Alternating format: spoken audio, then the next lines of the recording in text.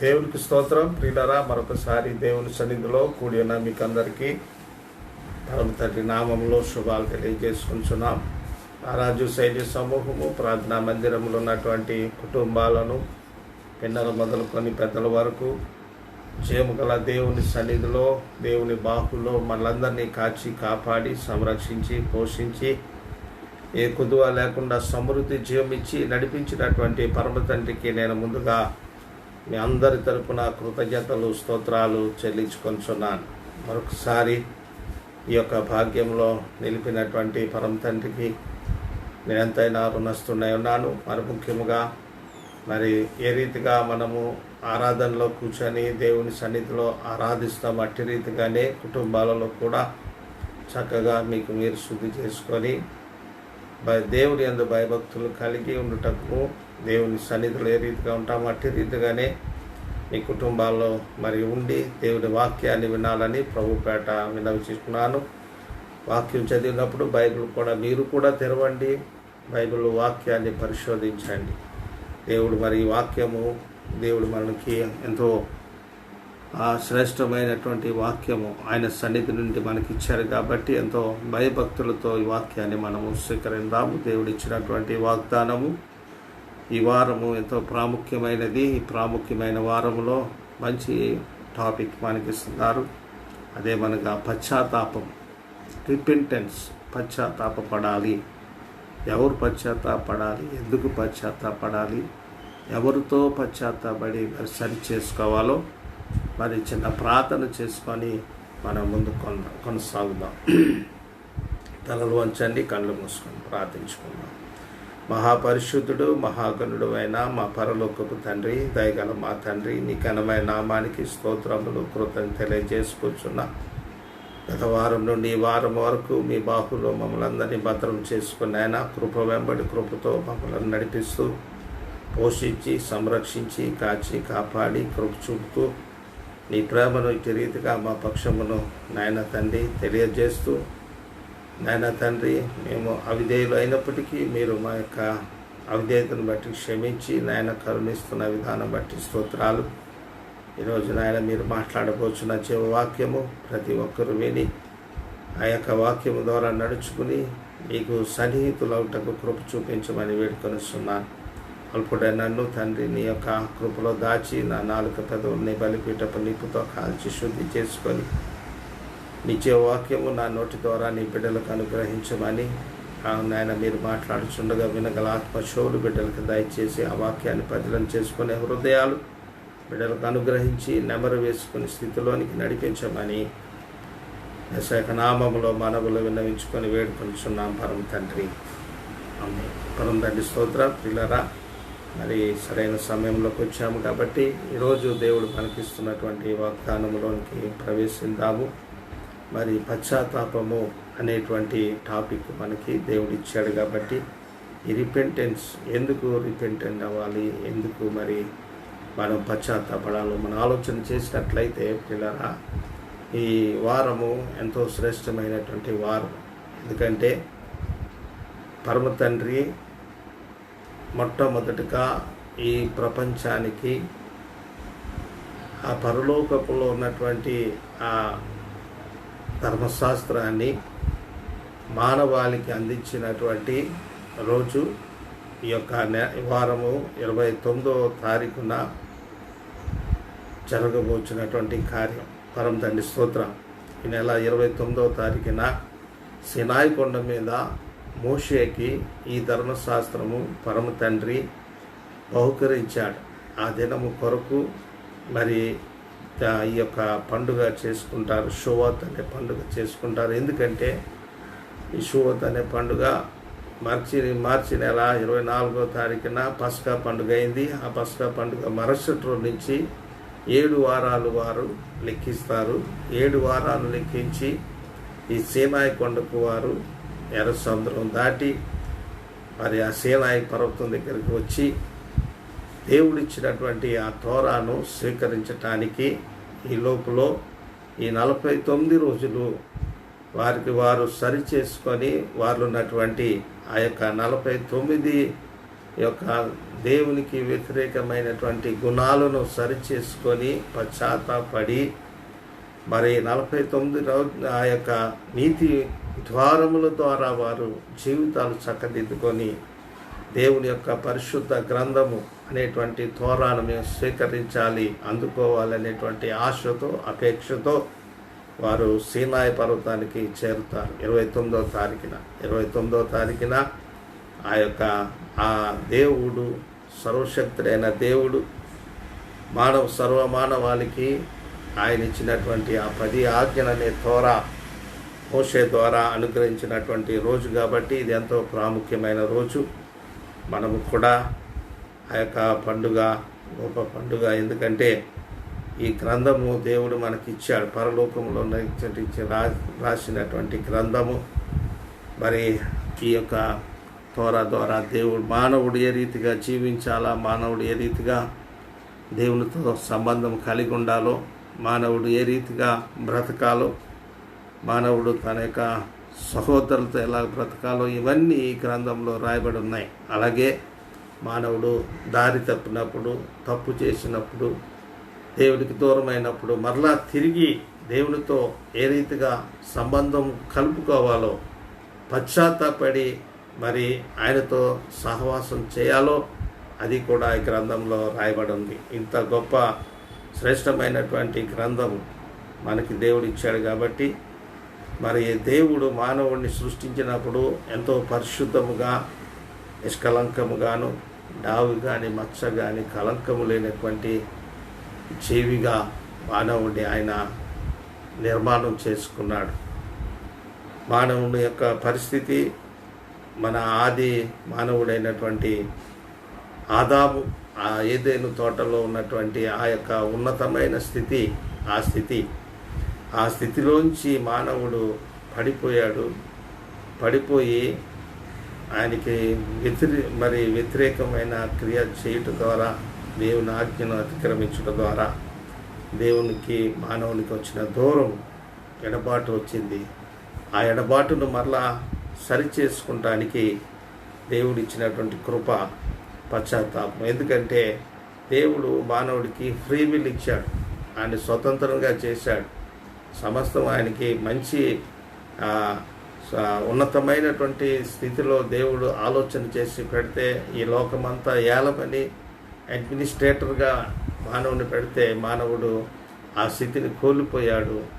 మరలా ఆ కోల్పోయినటువంటి స్థితిని తిరిగి మళ్ళా పునర్నిర్మాణం చేసుకుంటమే పశ్చాత్తాపం. ఎందుకంటే దేవుడు సృష్టికర్త అయిన దేవుడు మానవుడితోటి ఉండాలని, మానవుని మధ్య ఉండాలని ఆయన కోరిక. అందుకే లేవికాండము 26వ అధ్యాయంలో చూసినట్లయితే, లేవికాండం 26వ అధ్యాయము 11-12 వచనాలు ఈ మాటలు మనకున్నాయి. నా మందిరము మీ మధ్య ఉంచెదను, మీ యందు నా మనస్సు అసహ్యపడదు, నేను మీ మధ్య నడిచేదను, మీకు దేవుడినై ఉందను, మీరు నాకు ప్రజలై ఉందురు అనేటువంటి ఆశ, కోరిక నిన్ను సృష్టించినటువంటి సృష్టికర్త యొక్క ఆశ ఇది. పరమ తండ్రి స్తోత్రాలు. ఎందుకంటే ఆయన స్వరూపంలో, ఆయన పోలికలో సర్వమానవాన్ని చేసుకున్నాడు కాబట్టి అందుకోసం ఆయన మీ మధ్యన నా మందిరాన్ని, ఎందుకంటే మీకు సమీపముగా ఉండటానికి, మీ మధ్యన ఉండటానికి నేను ఒక మందిరం కూడా నా కొరకు మీరు కట్టాలి, మీ మధ్యన ఉంటాను, నీ యందు నా మనస్సు అసహ్యపడదు, నేను మీ మధ్య నడుస్తాను, అంటే మీ మధ్యన సంచారం చేస్తాను, మీతోనే ఉంటాను. దేవుడు స్తోత్రం. మీకు దేవుడినే ఉంటాను, మీరు నాకు ప్రజలై ఉండండి అనేటువంటి ఆశను మానవుడు భంగం చేశాడు. అందుకనే ఆ భంగం చేసినటువంటి దేవుని ఎంతో మరి ఆయన మనస్సును మనం ఎంతో బాధ పెట్టాము. ఆ బాధ పెడుతూ మనం జీవిస్తున్నాము. అందుకే మరలా తిరిగి ఆయనతోటి సత్సంబంధం పెట్టుకోవాలంటే మానవుడు తప్పకుండా పశ్చాత్తాపపడాలి. ఆ పశ్చాత్తాపడినటువంటి మానవుడే మరలా తిరిగి తన అపరాధములు తెలుసుకొని, తన యొక్క పొరపాట్లు తెలుసుకొని, దేవుని సన్నిధిలో ఒప్పుకొని మరలా తిరిగి దేవునితోటి సంబంధం కలిగి ఉంటే పశ్చాత్తాపడటం అంటారు. దేవుని స్తోత్రం. మరి ఒక యాజకుడు, గురువు గారు, ఆయన దగ్గర శిష్యులు ఉన్నారు. ఆ యాజకుడైన గురువు గారు శిష్యులతో ఒక మాట చెప్తున్నాడు. ఒక మనిషి ఉన్నాడు, ఆ మనిషికి పలానా రోజున చనిపోతాడు అని తెలిసినప్పుడు ఆ ముందు రోజే తాను పశ్చాత్తాపడితే అది ఎలాగుంటుంది, అది ఎంతవరకు సబబు అని శిష్యుల్ని మరి గురువు గారికి అడిగారన్నమాట. అప్పుడు శిష్యులు అంటారు, అయ్యా మానవుడు ముందుగానే తెలిసిపోతే ఇంకేముందండి దాంట్లో పరమరహస్యం. మరి అతను ముందు రోజే తాను పశ్చాత్తాపడి అంతవరకు చేసిందంతా మరి దేవుడి సన్నిధిలో ఒప్పుకొని విడిచిపెట్టేస్తాడు, ఎంచక్క మరలా పరలోకంకి వెళ్ళిపోతాడు అన్నాడంట. అది కాదు నాయన, మరణము ఎవరికి తెలియదు. మానవుని యొక్క మరణము ఎప్పుడు వస్తుందో, ఎప్పుడు ఏ సమయం వస్తుందో ఏ మానవునికి తెలియదు. కాబట్టి ఎప్పటికప్పుడు మానవుడు సిద్ధపాటులోనే ఉండాలి. ఎప్పటికప్పుడు మానవుడు వారి యొక్క పశ్చాత్తాపం పొంది దేవునితో సత్సంబంధం కలిగి ఉన్నప్పుడే ఆ పరలోక వైభవంలోనికి ప్రవేశించడానికి అవకాశం ఉంది. కాబట్టి మరి మానవుడు ఎప్పుడు తాను ప్రతి సమయంలోనూ తాను చేసిన పొరపాటును తెలుసుకొని దేవుని వైపు పశ్చాత్తాపడి తిరగటమే దేవుడు కోరుకునేది. కాబట్టి దేవుని యొక్క చిత్తంలో మనం ఉండాలి అనేటువంటి ఆలోచన ఆయన చెప్పాడంట. దేవుని స్తోత్రం. 97వ కీర్తన 10వ వచనంలో చూసినట్లయితే, అక్కడ రాయబడిన రీతిలో చూసినట్లయితే మొదటి మాట 97వ కీర్తన మరి 10వ వచనంలో, పరమ తండ్రిని ప్రేమించువారులారా చెడుతనమును అసహించుకొనుడి అనే మాట ఉంది. ఎవరండి? పరమ తండ్రిని ప్రేమించేవారు ఎవరైతే ఉన్నారో వారు ఏం చేయాలా? చెడుతనము నీలోనికి రాకూడదు. ఒకవేళ వచ్చినా చెడును చూసినప్పుడు నువ్వు దాన్ని అసహించుకునే వ్యక్తిగా, మనిషిగా నువ్వు ఉండాలని పరమ తండ్రి మనకి ఆజ్ఞాయిస్తున్నాడు. ఎందుకంటే ఆయన పరిశుద్ధుడు కనుక ఆయన బిడ్డలమైన మనము కూడా పరిశుద్ధముగానే ఉండాలని ఆయన కోరిక. కాబట్టి మనం ఆయనను ప్రేమిస్తున్నామంటే మనము కూడా మరి చెడు మనలో ఉండకూడదు. చెడు అనేటువంటి భావము కానీ, చెడు యొక్క మరి అవాసన కానీ మనలోనికి రాకూడదన్నమాట. దానిని ఎప్పుడైతే మనం చూస్తున్నామో, మన దేవుడు ముందే మనకి ఇచ్చాడు, ఫ్రీ విల్ ఇచ్చాడు. కాబట్టి మన ఇష్టానుసారంగా బ్రతుకుతామంటే కాదు. హల్లెలూయా. నీవు దేవునికి ఇష్టమైన రీతిగా బ్రతికినప్పుడే అప్పుడు దేవుని సన్నిధిలో మనం లెక్కించబడతాము, దేవుని కృపలో మనం బ్రతుకుతాం. కాబట్టి చెడును మనం ఎప్పుడూ అసహించుకోవాలి. చెడు జీవితంలోంచి విడుదల పొందుకోవాలని దేవుని వాక్యం సెలవిస్తుంది. ఎందుకంటే మరి ప్రసంగి సొలొమోను రాజు రాసినటువంటి ప్రసంగి గ్రంథము 7వ అధ్యాయము 20వ వచనంలో చూసినట్లయితే అక్కడ చక్కని మాట అక్కడ రాయబడి ఉంది. చూడండి, ప్రసంగి గ్రంథము 7వ అధ్యాయము 20వ వచనములో మరి చక్కని మాట అక్కడ రాయబడి ఉంది. పాపము చేయక మేలు చేయుచుండు నీతిమంతుడు భూమి మీద ఒకడైనాను లేడు అని ఖచ్చితంగా రాయబడింది. చూడండి, పాపము చేయక మేలు చేయుచుండు నీతిమంతుడు భూమి మీద ఒకడైనను లేడని దేవుని వాక్యము సొలొమోను మహారాజు తన యొక్క ఎక్స్పీరియన్స్ తోటి చెప్తున్నాడు. పరమ తండ్రి స్తోత్రం. మరి ఇలాంటి పరిస్థితులు ఉన్నటువంటి మానవుడు జీవితాన్ని దేవుని సన్నిధిలో మనము ఎలాగుంటాం, దేవునితో ఎలాగ సంబంధం కలిగి ఉంటాం. కాబట్టి మన యొక్క జీవితాన్ని సరిచేసుకుంటానికి దేవుడిచ్చినటువంటి ఆ కృపలో నిలబడటానికి దేవుడు మనకిస్తున్నటువంటి అవకాశము, పశ్చాత్తాపము, మరి తెషువా అనేటువంటి గొప్ప ప్రక్రియ మనకి దేవుడు అనిపిస్తారు. ఇదే గ్రంథము, ప్రసంగి గ్రంథము 8వ అధ్యాయము 11వ వచనం చూసినట్లయితే అక్కడ చూద్దాము. 8వ అధ్యాయము 11వ వచనం చూసినట్లయితే, దుష్క్రియకు తగిన శిక్ష శీఘ్రముగా కలగపోవుట చూచి మనుష్యులు భయము విడిచి హృదయపూర్వకముగా దుష్క్రియలు చేయుదురు. ఎందుకండి? దేవుడు కనికరము కలిగే దేవుడు కాబట్టి నువ్వు దుష్క్రియ చేసి దేవునికి దూరమైనప్పుడు దేవుడు మానవులు మనం ఏమనుకుంటామంటే మనకి వెంటనే శిక్ష రాలేదు కాబట్టి దేవుడు చూడలేదు అనుకుంటారు. కానీ దేవుని వాక్యం ఏమని రాయబడింది? దుష్క్రియకు తగిన శిక్ష శీఘ్రముగా కలగపోవుట చూచి మనుష్యులు భయము విడిచి హృదయపూర్వకముగా దుష్క్రియలు చేస్తారంట. పరమ తండ్రి స్తోత్రం. ఎందుకంటే మానవుడు పట్ల దేవుడికి ఉన్నటువంటి ప్రేమ, కనికరము, జాలిని బట్టి ఆయన శీఘ్రముగా వెంటనే శిక్ష నీకు పంపకపోయేటప్పటికీ దేవుని భయం నీలో లేకుండా, దేవుడంటే భయం లేకుండా హృదయపూర్వకంగా ఇష్టపూర్వకంగా నువ్వు దుష్క్రియలు ఈవిల్ ఇన్క్లేషన్స్కి మనం వెళ్ళిపోతుంటాం. కాబట్టి దేవుడిచ్చిన అవకాశాన్ని దేవుని యందు భయభక్తులు కలిగి జీవించాలా, దేవుడితో సహవాసం చేయాలా, దేవుడు గొప్ప దేవుడు అనేటువంటి మరి కృపలో మనం ఎదగాలని దేవుడు ఆశపడుతుంటాడు. దేవుని యొక్క ఆశ ప్రతి మానవుడు తనకిష్టమైన రీతిలో జీవించాలనేటువంటి ఆశ ఆయన కలిగి ఉన్నాడు. దేవుని స్తోత్రం.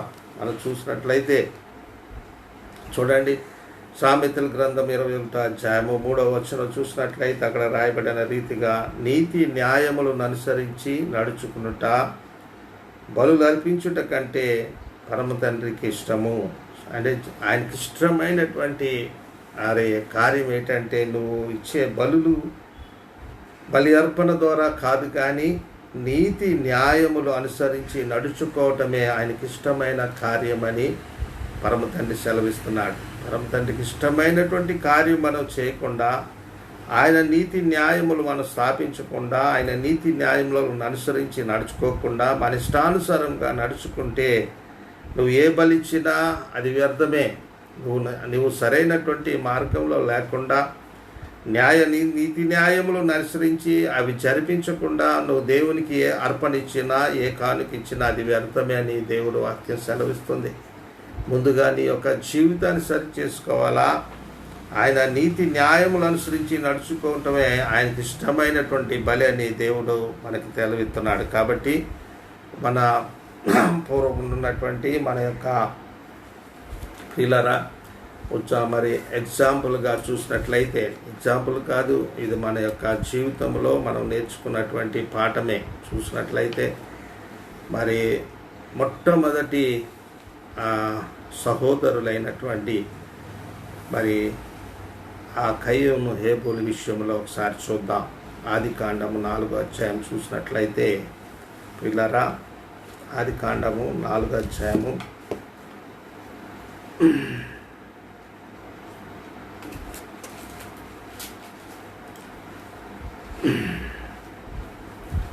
మరి చదువుతున్నాను, జాగ్రత్తగా ఆలకించండి. ఆదాము తన భార్య అయిన హవ్వను కూడినప్పుడు ఆమె గర్భవతి కయీనును కని, పరమ తండ్రి దయ వలన నేను ఒక మనిషిని సంపాదించుకున్నానని తరువాత ఆమె అతని తమ్ముడగు హేబేలును కని. హేబేలు గొర్రెల కాపరి, కయ్యూను భూమిని శ్వేతపరచువాడు. కొంతకాలమైన తరువాత కయ్యూను పొలము పంటలో కొంత పరమ తండ్రికి అర్పణగా తెచ్చాను. హేబేలు కూడా తన మందలో తొలిచూలును పుట్టిన వాటిలో క్రొవ్విన వాటిని కొని తెచ్చాను. పరమ తండ్రి హేబేలు అతని అర్పణను లక్ష్య పెట్టాను, కయ్యూను అతని అర్పణను ఆయన లక్ష్య పెట్టలేదు. కాబట్టి కయ్యూనికి మిక్కిలి కోపం వచ్చి అతడు తన ముఖము చిన్నబొచ్చుకొనగా. పరమ తండ్రి స్తోత్రం. ఇక్కడ తొలి సహోదరులైనటువంటి ఆదాము అవ్వలకి పుట్టినటువంటి బిడ్డలు వీరు. కయ్యూను ముందుగా పుట్టాడు. కయ్యూను తర్వాత ఒక 10-15 సంవత్సరాలు అవ్వచ్చు. తర్వాత హేబేలు గారు పుట్టారు. కయ్యూను పుట్టినప్పుడు ఆయన తల్లిదండ్రులకు ఎంతో మొట్టమొదట తొలి సంతానం కాబట్టి మొత్తం ఆ యొక్క ప్రపంచం అంతా అటుకి ఆయన అధిపతిగా ఆయన ఉండేవాడు. ఎందుకంటే మరి ఆయనే కాబట్టి, మరి ఆయన కంట్రోల్లో సమస్తం ఉండేది కాబట్టి ఆయన మరి తల్లిదండ్రులతోనూ మరి పరమ తండ్రితో కూడా ఎంతో ఇష్టంగా ఉండి ఎంతో మరి ఆధిపత్యం కలిగి ఉండేవాడు. అలాంటి సమయంలో కొన్ని సంవత్సరాల తర్వాత తనకి హేబేల్ అనేటువంటి సహోదరుడు పుట్టాడు. కయ్యనేమో సేద్యం చేసేవాడు. హేబేలు మరి పరమ తండ్రి ఇచ్చినటువంటి ఆ గొర్రె మందను మోపుకుంటూ ఆయన ఆ వృత్తిలో ఉండేవాడు. మరి దేవుని యొక్క చిత్తంలో మరి అర్పణ ఇవ్వటానికి సమయం వచ్చినప్పుడు కయ్యూను తన భూమిలో పండినటువంటి అర్పణలు అయిష్టంగా తెచ్చాడు. దేవుని సన్నిధిలో పెట్టాడు. మిగిలిపోయిన చివర్లు గట్టా తెచ్చి అర్పణ ఇచ్చాడు, కానీ అర్పణ దేవుడు స్వీకరించలేదు. అదే హేబేలు తెచ్చినటువంటి అర్పణ శ్రేష్టమైనది.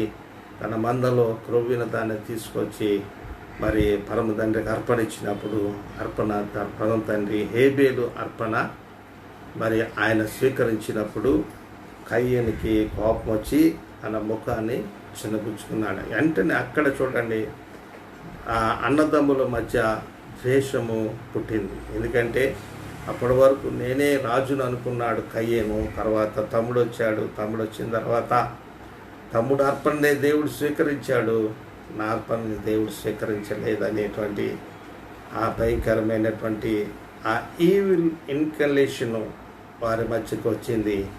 ఆ ఈవిల్ ఇన్కలేషను మరి దుష్టత్వం, ఆ దుష్టత్వం ద్వారా కయ్యూనుకు ఏమొచ్చింది, మరి అసూయ వచ్చింది.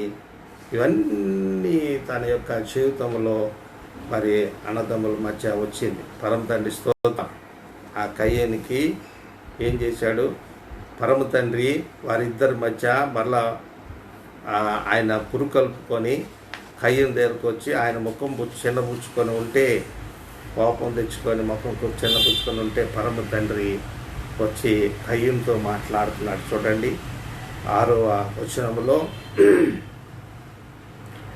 పరమ తండ్రి కయ్యూనితో, నీకు కోపమేలా, ముఖము చిన్నపుచ్చుకొని ఉన్నావేమి, నీవు సత్క్రియ చేసిన ఎడల తలెత్తుకునువా, సత్క్రియ చేయని ఎడల వాకిట పాపము పొంచి ఉండును, నీ ఎడల దానికి వాంఛ కలుగును, నీవు దానిని ఏలుదువు అనేను. పరమ తండ్రి స్తోత్ర.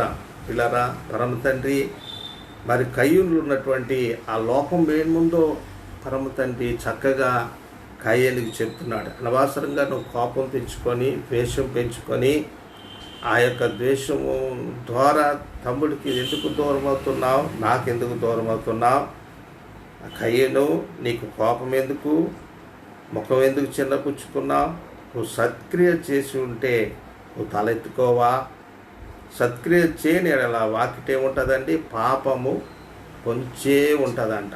పాపం నీ వాకిట దగ్గరే ఉంటుంది.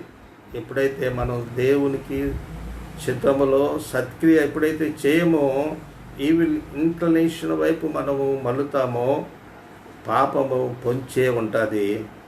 నీ ఎడల దానికి వాంఛ కలుగును, నీవు దానిని ఏల్తావు. హల్లెలూయా.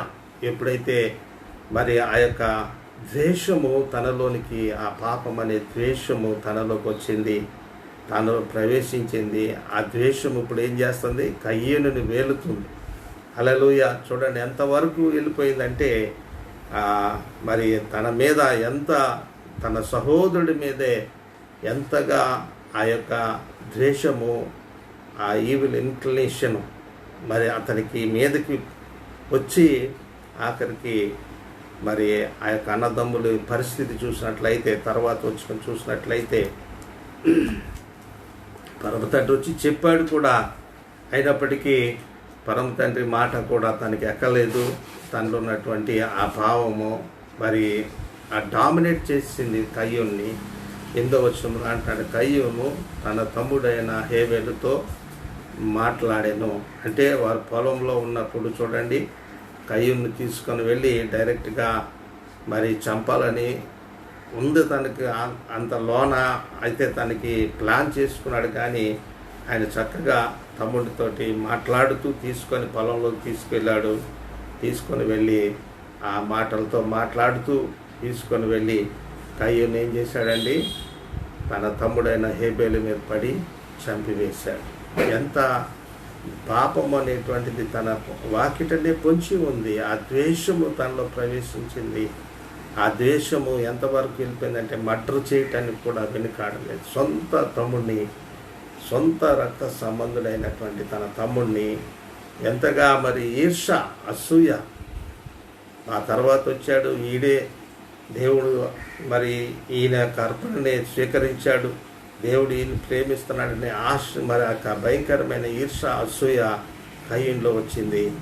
నేను ఎంతవరకు రాజుగా ఉన్నాను, నేనే దాంతటికి నేను రాజు, నేనే అన్నీ చేసేవాడిని, ఇప్పుడు నా తమ్ముడికి ఆధిపత్యం వచ్చిందని అసూయపడ్డాడు.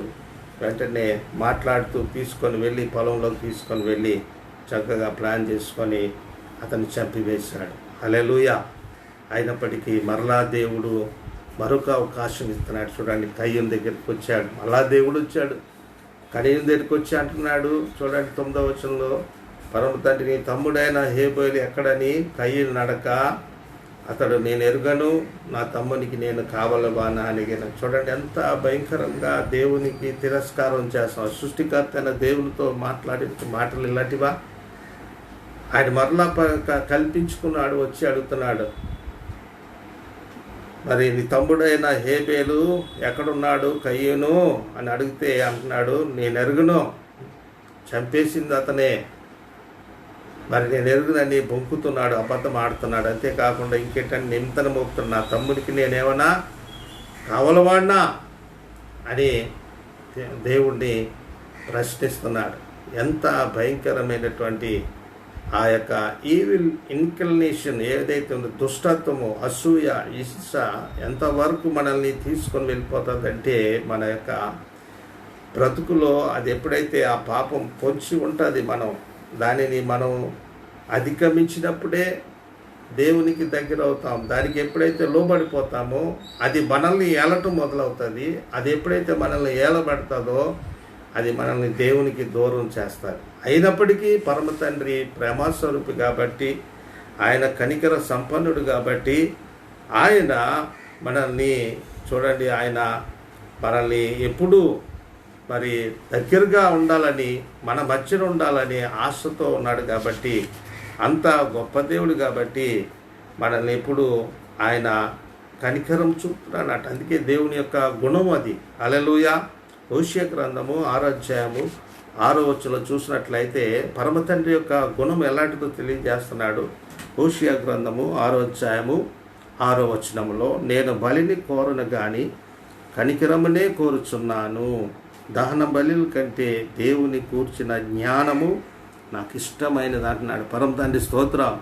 నీ బలి అర్పణలో ఏమి అవసరం లేదు నాకు, నేను మీ పట్ల నేను కనికరం కోరుకుంటున్నాను. ఎందుకంటే ఆయన కనికర సంపన్నుడై ఉన్నాడు. ఆయన కనికర సంపన్నుడు కాబట్టి మరలా కయ్యూని తన సహోదరుడిని హేబేలు చంపేసినప్పటికీ మరొక అవకాశం ఇద్దామని, పశ్చాత్తాపడతాడేమని చూద్దామని దేవుడు కల్పించుకుంటే దేవుని మీదే తిరుగుబాటు చేస్తున్నాడు. నేను ఎరగనంటున్నాడు, మరలా నా తమ్ముడికి నేను కావలవాడిని ఆయన మీద మరి నిందారోపణ చేసి ఆయనను మరి ఆ యొక్క దేవుడిచ్చేటువంటి సెకండ్ ఆప్షన్ కూడా ఆయన తృణీకరించినటువంటి పరిస్థితి మనం ఇక్కడ చూస్తున్నాం. అప్పుడు అంటున్నాడు చూడండి, అప్పుడు 10వ వచనంలో, నీ తమ్ముని యొక్క, అప్పుడు ఆయన నీవు చేసిన పని ఏమిటి, నీ తమ్ముని రక్తం యొక్క స్వరము నేల నుండి నాకు మొరపెట్టుచున్నది. ఆయన తెలియదా కయ్యూను చేసిన పని? ఆయనకేమైనా మరుగై ఉన్నదా? సమస్తం తెలుసు. తెలిసినప్పటికీ ఈయన యొక్క గుణం ఎలాగుంది, ఎలా సమాధానం చెప్తాడని, మానవుడు ఎంతగా దిగజారిపోతాడు అని దేవుడు కూడా ఆలోచన చేసి, కయ్యూను నువ్వు చేసిన పని ఏంటి, నీ యొక్క తమ్ముడు ఆ యొక్క మొర నాకు భూమిలో చినబడతా లేదా అని అడిగినప్పుడు, అప్పుడు కయ్యూనికి తెలిసింది, అయ్యో నేను గొప్ప పాపిని అనుకున్నాడు. పరమ తండ్రి స్తోత్రం. దేవుని యొక్క సన్నిధి నుండి దూరం అవటానికి సాతానుడు చేసేటువంటి పన్నాగమే ఈ దుష్టత్వము, ఈర్ష, అసూయ మానవుల్లోకి తీసుకొని వచ్చి అది నిన్ను ఏలేటువంటి పరిస్థితిలోనికి తీసుకొని వెళ్తాది. దేవుడు ముందు ఒకసారి అవకాశం ఇచ్చాడు, అయ్యా నువ్వు సత్క్రియ చేయి, నువ్వు సత్క్రియ చేస్తే నీకు ఎంతో మంచిది కదా, నువ్వు తలెత్తుకొని తిరుగుతావు కదా. సత్క్రియ చేయకపోతే పాపం నీ వాకిట పొంచే ఉంటుంది. కాబట్టి మనము మానవులమైన మనము కయ్యూను వలె కాక హేబేలు వలె మంచి సత్క్రియలు చేసే వారముగా ఉన్నప్పుడు దేవునికి ఇష్టముగా ఉంటాము. దేవుడు మన పట్ల ఇష్టపడతాడు. దేవునికి మనం సత్క్రియ చేయకపోతే దేవుడు చూడండి ఎంతగా మరి అసహ్యపడుతున్నాడో. దేవుడు మరి ఒక అవకాశం ఇచ్చినప్పటికీ కయ్యూను హృదయంలో ఉన్నటువంటి బండరాయి అయిపోయింది తన హృదయము. మరి తమ్ముడిని చంపటానికి కూడా వెనుకాడకుండా చంపివేశాడు. మరి దేవుడు ఇచ్చేటువంటి అవకాశాన్ని దాన్ని ఆయన కనికర సంపన్నుడు కాబట్టి మరొక అవకాశం ఇచ్చాడు. ఒకవేళ ఈ సమయంలో నేను తప్పు చేశాను, ఏదో తెలియక చేశాను, మరి నాలోన ఉన్నటువంటి ఆ ద్వేషము వలన, నేను ఆ ఈర్ష కోపం వలన నా తమ్ముడిని నా చేతులారా చంపివేశాను అనేటువంటి పశ్చాత్తాపడతాడేమని దేవుడు అవకాశం ఇచ్చాడు. కానీ అక్కడ కూడా మరి కయ్యూను అవకాశాన్ని చేజార్చుకున్నాడు. దేవుని మీదే తిరుగుబాటు చేస్తున్నాడు. అలాగే మనము కూడా అనేక సార్లు ఉంటున్నాం, అనేక సార్లు మనం కూడా జీవిస్తున్నాము. దేవుడు కోరుకునేదే మనకి మన యొక్క ఉద్దేశము వేరు, మన యొక్క దేవుడు యొక్క ఉద్దేశం వేరు. దేవుడు అంటున్నాడు, మనకి ముందే చెప్పాడు, దేవుడు మనకి ఫ్రీ విల్ ఇచ్చాడు. ప్రియులారా, దేవుడు మనకి ఫ్రీ విల్ ఇచ్చాడు. ద్వితీయోపదేశకాండము 30వ అధ్యాయంలో చూసినట్లయితే 15వ అధ్యాయంలో చూసినట్లయితే ఆయన మనకి ముందే ఫ్రీ విల్ ఇచ్చాడు. నీ చేతిలోనే నీ ముందే పెట్టాడు. అది చూడండి, చూడుము, ద్వితీయోపదేశకాండం 30వ అధ్యాయము 15వ వచనంలో, చూడుము నేడు నేను జీవమును మేలును మరణమును కీడును నీ ఎదుట ఉంచి ఉన్నాను. ఇది ఫ్రీ విల్. మానవుడికి దేవుడిచ్చినటువంటి స్వతంత్రం. జీవము మేలు మరణము కీడు నీ ఎదుటే పెట్టాడు ఆయన. నువ్వు ఎంచుకుంటమే. నువ్వు ఈవిల్ ఇంక్లేషన్ ఉంటే నువ్వు కీడు ఎంచుకుంటావు, మరి మరణం ఎంచుకుంటావు. అదే నీవు దేవునితో సత్సంబంధాలు కలిగి ఉంటే జీవాన్ని ఎత్తుకుంటావు, మేలును పొందుకుంటావు. కాబట్టి ఆ ఫ్రీ విల్ మనకిచ్చినటువంటి ఆ స్వతంత్రాన్ని ఏ రీతిగా మనము యూటిలైజ్ చేసుకుంటున్నామో, మరి కయ్యూను వలె దేవుడికి సమస్తం తెలుసండి. కయ్యూని ప్రశ్నించినప్పుడు ఆయన తెలీదా? ఆయన అన్నీ చూస్తూనే ఉన్నాడు. ఆయన ఏ రీతిగా ట్రాప్ చేసి ఆ హేబేల్ని పొలంలో తీసుకువెళ్ళటం అన్నీ గమనిస్తూనే ఉన్నాడు. ఏం చేస్తాడు, ఎంతవరకు దిగజారిపోతాడు మానవుడని ఆయన చూస్తూనే ఉన్నాడు. అయినప్పటికీ మరి ఆ కయ్యూను వలె ఎంత దిగజారిపోయి సొంత రక్త సంబంధాన్ని చంపేశాడు. ఆ దేవుడిచ్చిన అవకాశాన్ని తృణీకరించాడు. దేవుడిచ్చినటువంటి రెండో అవకాశాన్ని కూడా పోగొట్టుకున్నాడు. ఎంత దౌర్భాగ్య స్థితి అంటే చూడండి. హల్లెలూయా. పిల్లారా, ఎంతగా మానవులమైన మనం దిగజారిపోతున్నాం. హల్లెలూయా. హోషేయ గ్రంథం చూసే ముందుగా కీర్తనలు చూడండి. దేవుని యొక్క ఆశ. కీర్తనలు 40వ కీర్తన 6వ వచనం. 40వ కీర్తన 6వ వచనంలో చూద్దాము. 40వ కీర్తన 6వ వచనంలో ఈ మాట రాసి ఉంది.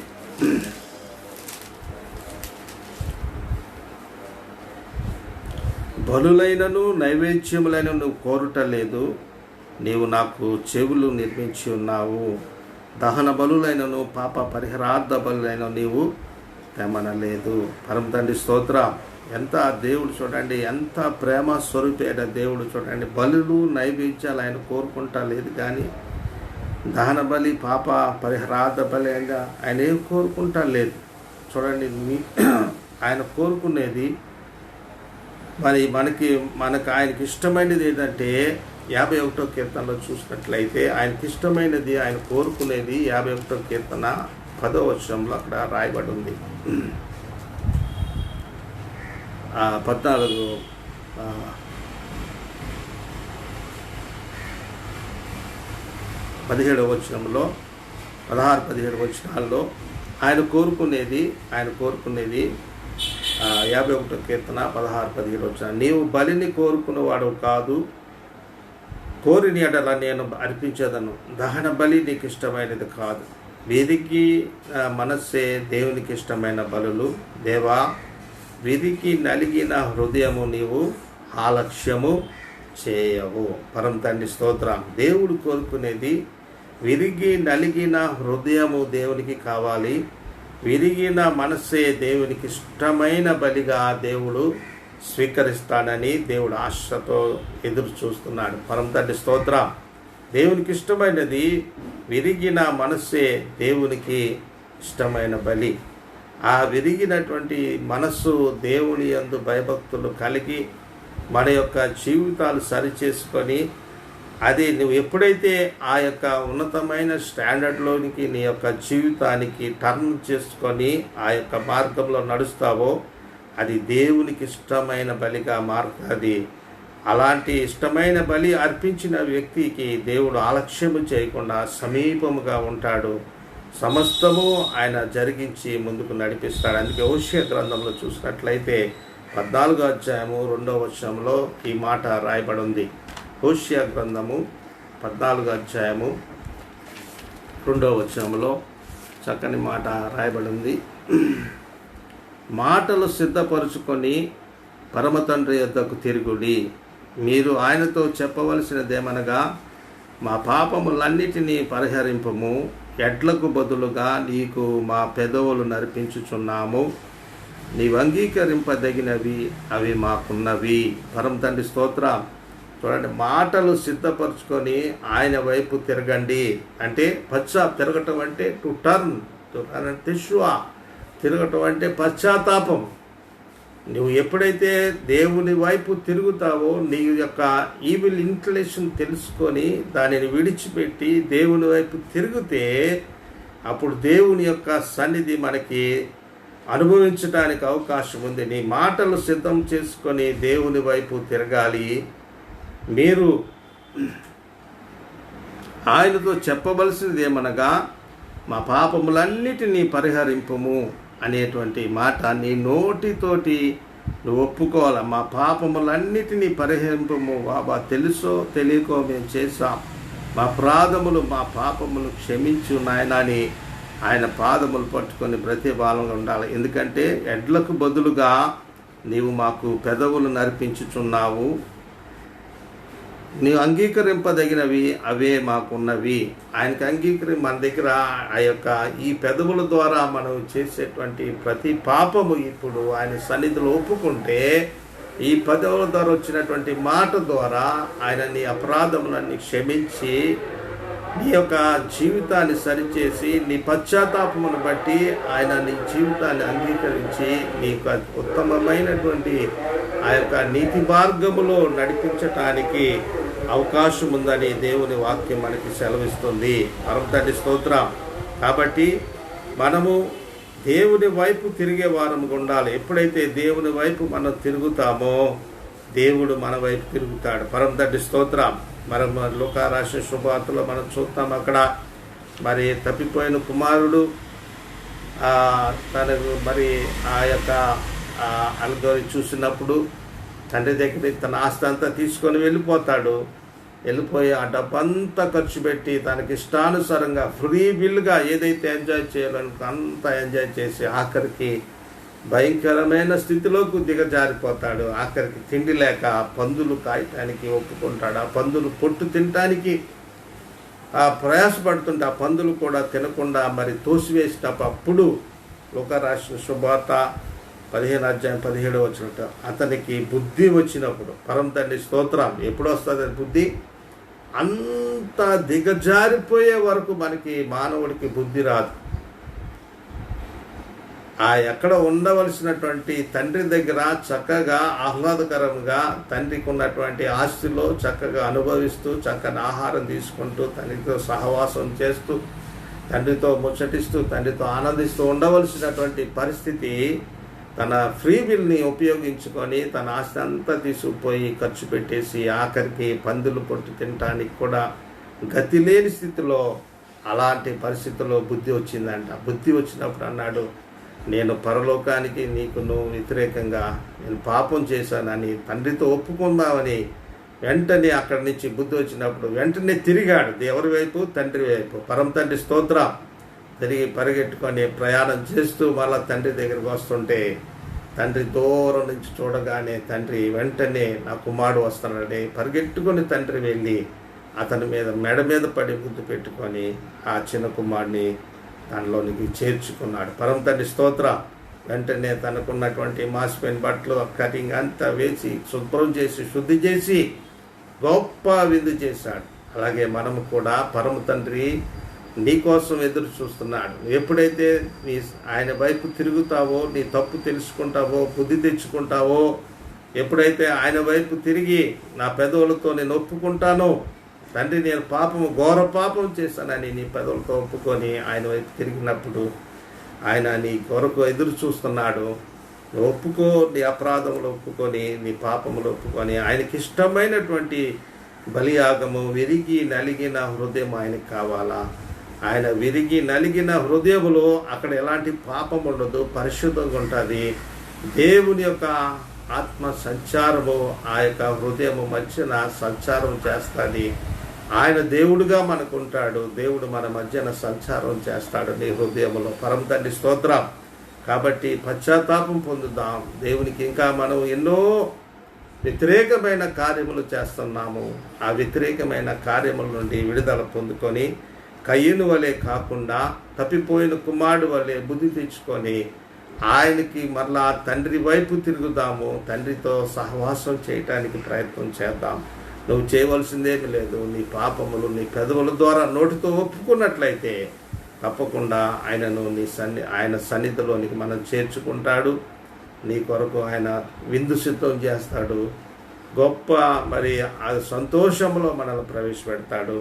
కాబట్టి పశ్చాత్తాపము ఎంతో ప్రాముఖ్యమైనదని తెలుసుకుందాము. వీలైతే దీన్ని కొనసాగించడానికి ప్రయత్నం చేద్దాము. కాబట్టి ఈ రోజున మనం ఏ స్థితిలో ఉన్నాం? కయ్యనులాగా ఉన్నావా? తప్పిపోయిన కుమారులాగా ఉన్నావా? ఒకసారి ఆలోచన చేసుకుందాం. దేవుడిచ్చిన అవకాశాలను ఎన్ని చేజార్చుకుంటున్నావో నీకు నీవే పరిశోధించుకొని, దేవుడు ఆయన సమీపంగా ఉంటాడు. నీ ఆత్మలో చెప్తుంటాడు. ఆయన వచ్చి నీ యొక్క మనస్సాక్షి గద్దిస్తూనే ఉంటుంది. అయినప్పటికీ అతనికి అధిగమించి మనం ఇంకా పాపం చేయడానికి ప్రయత్నం చేస్తుంటాం. అలాంటి దుస్థితిలోనికి పోకుండా మన అపరాధములు, మన పాపములు, మన ఈవిల్ ఇంక్లెన్స్ అన్నిటి నుంచి విడుదల పొందుకుంటాయి. దేవుడిచ్చిన అవకాశాన్ని సద్వినియోగం చేసుకొని దేవుని సన్నిధిలో నిందారహితముగా జీవించడానికి ప్రయత్నం చేద్దాము. ఆ ప్రయత్నంలోనే ఇశ్రాయేలు ప్రజలు విజయం పొందుకున్నారు. సినాయి కొండ దగ్గర ఆ తోరాను ప్రజలందరూ ఎదుట ఆయన ఇచ్చారు. దానికి అంతటికీ సాక్ష్యం ప్రజలే. ఆ సినాయి కొండ దగ్గర ఆయన ఇచ్చిన ఆజ్ఞను పొందుకుంటానికి ఐగుప్తులోంచి ఎంతగా దిగజారిపోయినటువంటి బ్రతుకుల్లోంచి వారు ఆ ఉన్నతమైనటువంటి దేవుని కృపలోనికి ఎదిగి ఏ రీతిగా ఆ దేవుని యొక్క ఆజ్ఞలు పొందుకున్నారో మనము కూడా మనలో ఈవిల్ ఇన్క్లేషన్ అన్నీ తీసివేసి ఆయన యొక్క ఆజ్ఞల ప్రకారం నడుచుకుంటానికి, ఆయనతో సహవాసం చేయటానికి, ఆయనతో జీవించటానికి, ఆయనతో బ్రతకటానికి మనం ఇష్టపడాలని ప్రభు కోరుకుంటున్నాడు. అట్టి రీతిగా మనం జీవించి ప్రభువుని సంతోషపెడతాము, నిత్యరాజ్యంలో ప్రవేశిద్దాము. దేవుడి మాటలు మన వినికిడిలో దీవించునుగాక. ప్రార్థన చేసుకుందాం. మహాపరిశుద్ధుడా, మహోన్నతుడా, చేముగల తండ్రి, నీ ఘనమైన నామానికి స్తోత్రములు నాయన. పశ్చాత్తాపం ఎంతో గొప్ప వరముగా మాకు అనుగ్రహించారు, కానీ మేము దానిని నిర్లక్ష్యం చేస్తున్నాం. మేము పాపం చేసినప్పుడు నువ్వు కల్పించుకుంటావు, జ్ఞాపకం చేస్తావు, కానీ వాటిని మేము తృణీకరించి మనస్సాక్షిని కూడా గద్దించుకొని ముందుకు వెళ్ళిపోతుంటాం. నాయన అట్టి దుస్థితి నుంచి మాకు విడుదలిచ్చి నాయన వెంటనే మా పాపములు తెలుసుకొని మా నోటితో ఒప్పుకొని నీ వైపు తిరిగి మరలా నీవు యొక్క చిత్తములో నడుచుటకును, నీతో సహవాసం చేయుటకును, నీలో ఆనందించటానికి ఆ ఉన్నతమైనటువంటి స్థితి మాకు దయచేసి ఆ జ్ఞానముతో మమ్మల్ని నింపి నడిపించమని బ్రతిమాలి వేడుకొనుచున్నాం. నీ చేపు మాటలు సొంత మాటలు దొరికి ఉంటే వాటిని బట్టి నన్ను క్షమించి నీ చేపు మాటలు ప్రతి హృదయంలో ముద్రించి ఫలింపచేసి నీకు ఇష్టమైన బిడ్డలుగా వారినందరినీ తీర్చిదిద్ది నడిపించమని, కరుణించమని, మీరిచ్చే భాగ్యంలో నిలిపి నడిపించమని అతి త్వరలో రాబోచున్న నాదుడి ప్రియ రక్షకుడు మెస్సయాక నామములో మనవులు విన్నవించుకొని వేడుకొంచున్నాం పరమ తండ్రి. ఆమేన్. ఆమేన్.